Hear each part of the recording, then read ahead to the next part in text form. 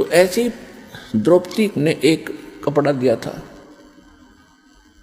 और परमात्मा ने आशीर्वाद दे दिया था, बेटी आज तने मेरा पर्दा बचाया है, मेरी इज्जत रखी है। क्योंकि वो साधु था, जल में खड़ा था, नहा रहा था, अंधा था और कपड़ा कोई था नहीं तन पर, ओनली एक लंगोट रखता था पर्दे पर, एक लंगोट, कोई कपड़ा नहीं था। गर्मी के मौसम थे, गंगा में नाव था।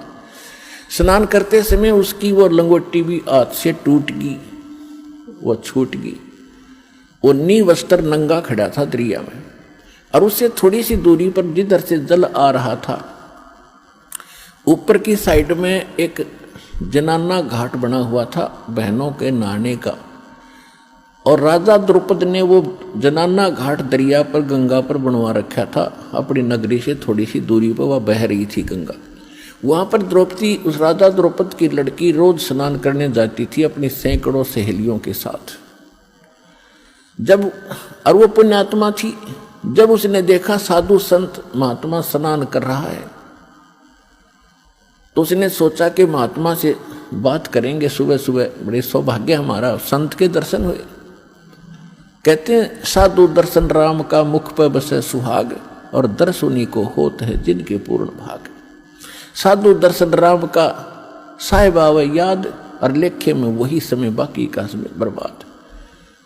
फिर उसने सोचा कि संत नहा रहे हैं, मैं भी नहा लेती हूँ, फिर स्वच्छ होकर बात करेंगे। वो स्नान करके आधा घंटा में बाहर आई घाट से, क्या देखा कि महात्मा तो फिर भी जल में ही खड़े हैं। वो बाहर इसलिए नहीं आए कि मैं अंधा हूं और निवस्त्र हो गया, नंगा। और लड़कियां की आवाज सुनने लगी तो पहले इतने पानी में था और गहरे में चला गया इतने में कि कहीं बहन बेटियों के सामने मैं निवस्त्र नजर ना आऊं, शर्म का मारे। अब वो कुछ नहा नहीं रहा था, वो ऐसे हाथ मार रहा था। वो सोच रहा था कोई कपड़ा बहता हुआ आ जाए, मैं लपेट कर बाहर निकलूं।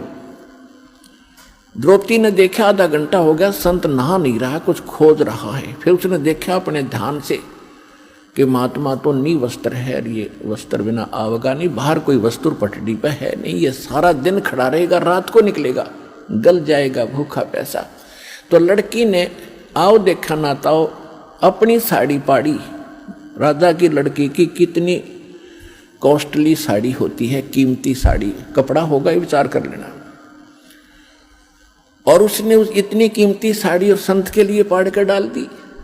एक लकीर, एक बिलहात की, यानी 9 इंच लगभग, कोपीन आकार की, और पाड़ के और 3 फुट चौड़ी लंबी पानी में डाल दी।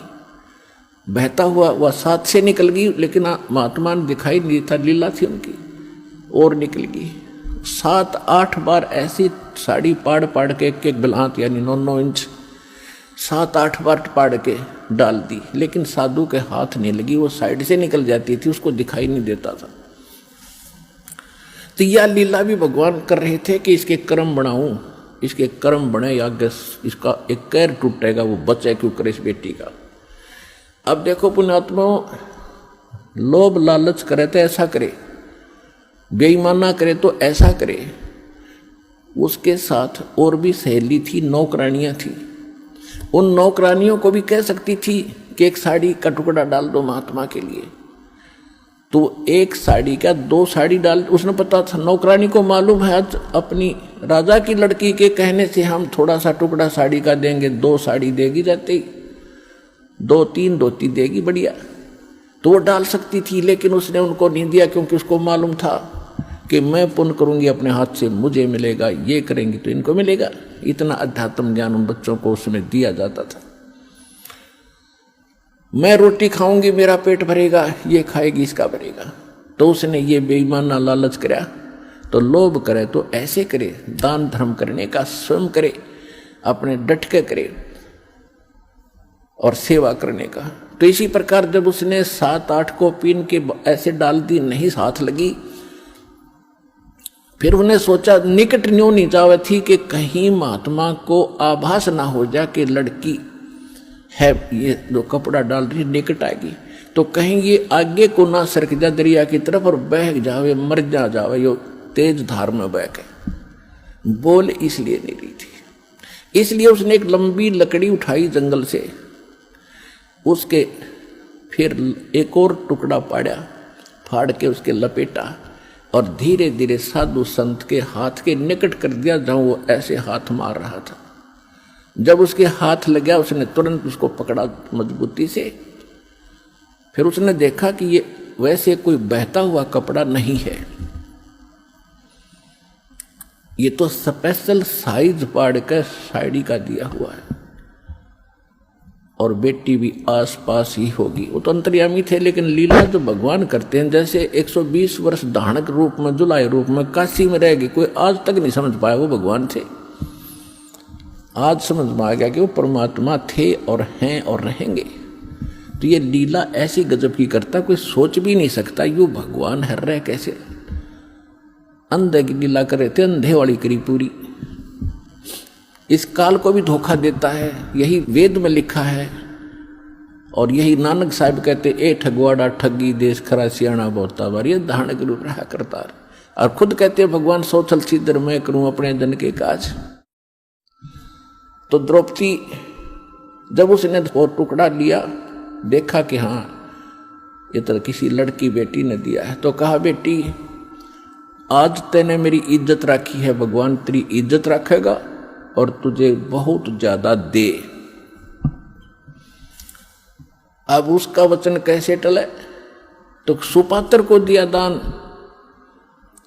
इस संसार में आने वाले कैर से भी कुछ ऐसे कर्म हैं जो दान से ही कटते हैं, कुछ ऐसे कर्म हैं जो सेवा से ही कटते हैं, कुछ ऐसे पाप कर्म हैं जो आपके आरती सिमरन सत्संग सुनने से कटेंगे, कुछ ऐसे कर्म हैं जो दान धर्म करने से और हवन यज्ञ करने से कटेंगे, कुछ ऐसे कर्म हैं जो दंडोत प्रणाम से ही आपके नाश होंगे, कुछ ऐसे पाप कर्म हैं जो सिमरन से ही कटेंगे।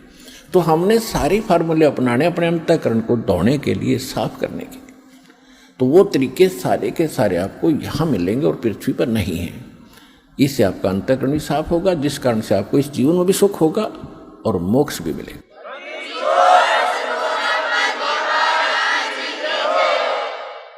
अब द्रौपदी का विवाह हो गया अर्जुन से और पांडव हार गए जुए में, और द्रौपदी को नंगा करने का प्रकरण आपने खूब सुना। दुशासन को आदेश दे दिया दुर्योधन ने कि इसको नंगा कर दे बड़ी सभा में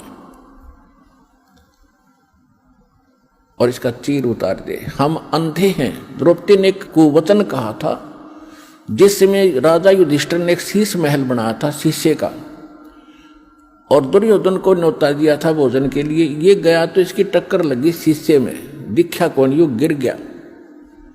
द्रौपदी आई थी पानी लेकर के सिर पे मटका भर के और हंसती हुई कहने लगी कि अंधों की संतान अंधी ही होती है। उसने एज ए भाभी अपने देवर को एक मजाक कर दिया और कहते हैं दुर्योधन दुष्ट आत्मा था, उसका इतना दुख मान गया कि इसको सबक सिखाऊंगा कि इसने कैसे कह दिया मेरे साथ ऐसा मजाक, अभद्र मजाक किया है। अपने आत्माओं परमात्मा कहते हैं साधु सोना और सजन, संत भगत सोना और सजन पुरुष टूट जोड़े 100 बार, और दुर्जन और पाका कलश एक के धक दरार। जैसे मटका होता है पका हुआ, उसको थोड़ा सा झटका लग गया, उसमें दरार आ जाएगी, क्रैक हो गया, वो दोबारा नहीं मिल सकता, 100 प्रयत्न कर लो, अलग ही पहचान रहेगी। इसी प्रकार दुष्ट व्यक्ति एक बार थोड़ा सा भी कोई बात होगी, वो कभी वैसा नहीं हो सकता, वो अपना कुबद मन में जरूर रखेगा, बकवाद करे बिना रह नहीं उसमें इतना दोष।